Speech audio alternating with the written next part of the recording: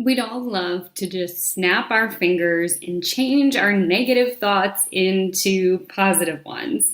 I've got good news and bad news. The good news is that we can definitely work on changing those negative money thoughts from bad to good. The not so good news is it's a little bit more complicated than snapping your fingers, but not much. Stay tuned. Welcome to Mind Money Balance. I'm your host, Lindsay Bryan-Podvin. I'm a woman of color, popcorn connoisseur, and one of the first financial therapists in the United States. This is the weekly podcast all about making money feel good in your relationship. The no guilt, no shame podcast, so you can stand in your power as a couple. Let's go.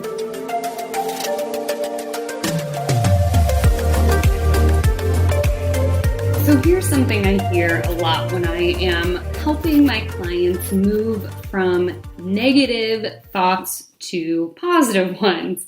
I usually get some pushback that sounds like, I can't do that. That's so cheesy. That feels so weird. And I get it. I get that it can feel like a huge jump to go from having a really negative thought to suddenly having a positive one. So in today's podcast episode, I'm going to help you bridge the gap between a negative money thought and a positive one by, again, using a little bit of an on-ramp so it doesn't feel so uncomfortable or so cheesy. So this comes from a therapy modality that a lot of people are familiar with, even if they don't know the name of it. And it is called cognitive behavioral therapy. If you are familiar with the app Noom, I'm not sponsoring it or affiliated with it, but that is the tactic that they use in their app, which is the idea that our thoughts are connected to our feelings and our feelings are connected to our behaviors. So if we think something like, I'll never have any friends, then we feel dejected and sad, and then we'll behave in a way where we don't maybe seek out social interaction. And then it becomes a self-fulfilling prophecy, right? You have this negative thought, it makes you feel bad, you act on that negative feeling, and then you stay stuck. So that's called cognitive behavioral therapy, or if you're into life coaching, it's been reframed as thought work, right? So regardless of which way you've come into it, my guess is most people have heard of it. But if not, I think it's worth breaking down why it works so well. And the beautiful thing about cognitive behavioral therapy, again, the idea that our thoughts, our feelings, and our actions are all connected, is that once we understand how to use it, we can apply it in so many situations. I gave an example a few months ago of how I used cognitive behavioral therapy in reframing my negative thoughts when I had a book signing.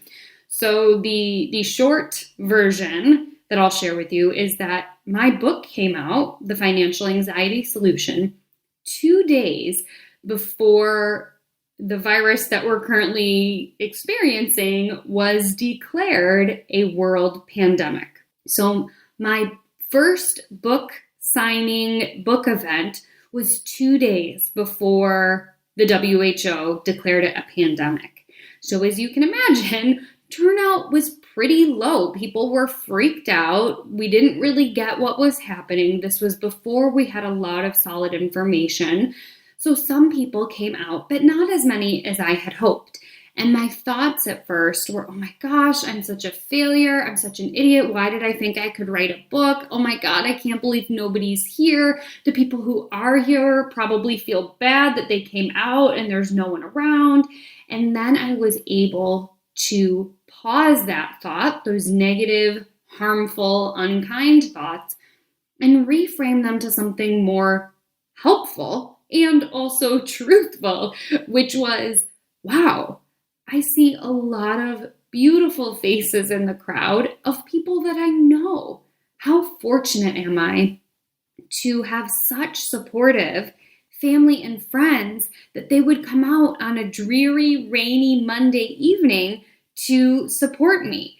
How thankful am I that the group or that the bookstore that is here helping me sell my books is a local bookstore that is a cornerstone to my little Ann Arbor community, right?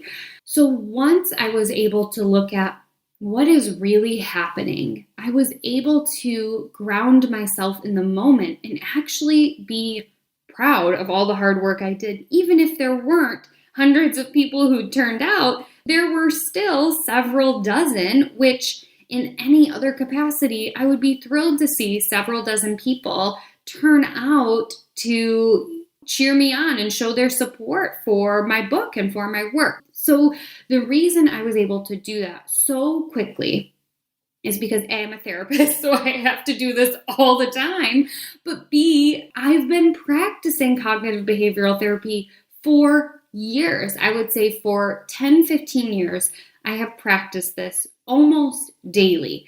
And I share that to say that it makes sense that you're going to have some negative thoughts almost every day. You're human, right? We have about 60,000 thoughts a day, and we make around 25,000 decisions a day, right? So it makes sense that we'd have some thoughts or have some decisions to make that aren't super fun or are a little bit negative. So we have a lot of opportunities to practice. Okay, so that's the backstory. Let's get into how we can use cognitive behavioral therapy or thought work to help you reframe that negative money story or that negative money thought into a positive one. And here's the thing I'll tell you. You cannot go from negative to positive without it feeling like whiplash for your brain. You can't. If you think, oh my gosh, I'm never going to get my spending under control, and then you try to use an affirmation or a mantra that's like, I'm the wisest purveyor of my money. I don't even think that makes sense, but you know what I mean. Of course it's going to feel weird. Of course it's going to feel cheesy or strange, and your brain's going to go, no, that's a lie. So we have to build that bridge from negative to positive by putting something neutral, factual, and reality-based in the middle, which is why it's so important to go, where's the truth in this thought? How true is it that let's stick with that example, never get my spending under control? How true is it? Okay, well, I've got some proof that on payday, I like to visit Madewell or Madewell online, right? Okay, so we've got some proof that I like to go shopping when I get paid. Well, what proof do you have that that thought maybe isn't true? Oh, okay, well, let me think about this. I actually do have a 3-month emergency fund. I actually do contribute to my retirement every month. Okay, so now we've got some proof that maybe that thought of I'll never get my spending under control isn't 100% true, right? So we have both negative and positive that we can hold on to. We can hold on to, yes, I like to shop, and yes, I'm able to save money for my future. So that's the facts. Those are the truths. And what we want to do is then reframe that thought into something that is more positive as long as we are visiting neutral along the way, right? So it might sound more like, well, I like to browse Madewell every time I get paid. I also have proof that I don't spend every dollar I earn. I have an emergency fund. I contribute to my retirement. And, I can get my spending under control. I am working toward making sure that my spending is in alignment with my financial goals. So I share that example so that you can think about what are some negative money thoughts that you have and how can you use this technique to help you reframe them into something neutral and then eventually into something positive. Again, the importance of really drilling into those negative thoughts is that those negative thoughts have real consequences. Those negative thoughts can make you feel guilty or shameful or embarrassed or whatever. And those negative feelings can then lead to making choices with your money that aren't the wisest choices that you are capable of making. So again, cognitive behavioral therapy or thought work is the idea that all three of these things are connected: our thoughts, our feelings, and our behavior. And when we work really hard on changing those thoughts, those feelings and those behaviors will also get on board so we can make wiser financial choices. So I really would encourage you to think about, what are some thoughts that I have rolling around in my head that might be negative? So let's, I'm a huge fan of examples, as you guys know by now. Let's take a look at some other, negative thoughts that might not be super true and see if there's anything we can do to work using cognitive behavioral therapy or thought work through them so that they're more neutral or positive. So a negative thought might be, I'm such an idiot. I never set up my retirement account when I was in my 20s. And now I'm in my 30s and I wasted 10, 15 years not saving. I'm so stupid, right? So that negative thought is that stupidity. And then that feeling might be, shame or embarrassment or beating yourself up. And then the action might be saying, well, whatever, since I didn't set up retirement in my 20s, it's too late, so I just won't do it, right? So then that behavior of not setting up a retirement account can be detrimental. So instead of sticking with that negative thought, we want to find a neutral thought and then work towards positive. So a neutral thought is examining the facts. Yes, I didn't set up a retirement account in my 20s, and I'm only 37. I still have time. Even though I might have missed out on some compound interest, I still have time to invest in my future by setting up a retirement account.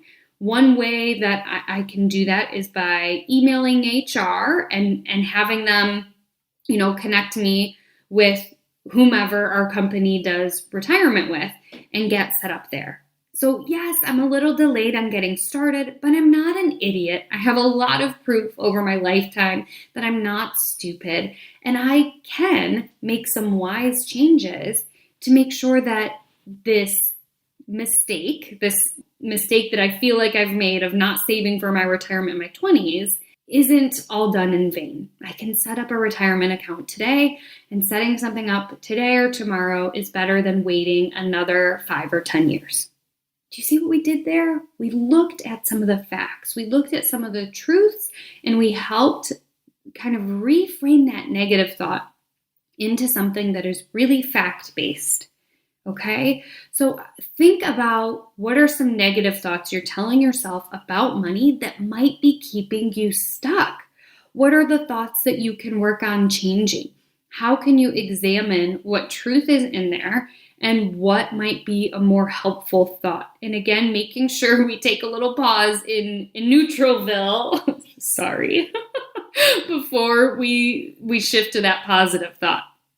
I hope that this little lesson on cognitive behavioral therapy helps you understand why those thoughts are so powerful and how, with a little bit of tweaking, we can make some really wise choices so we can change those thoughts that then can impact those feelings and those money behaviors. So I wish you the best of luck as you work on changing those negative money thoughts into positive ones. Until next time.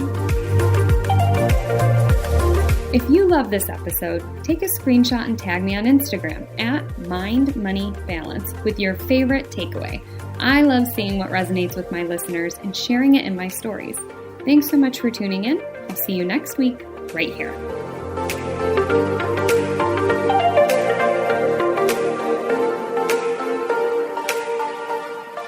Neither the host or guests are rendering legal, accounting, clinical, medical, or other professional information.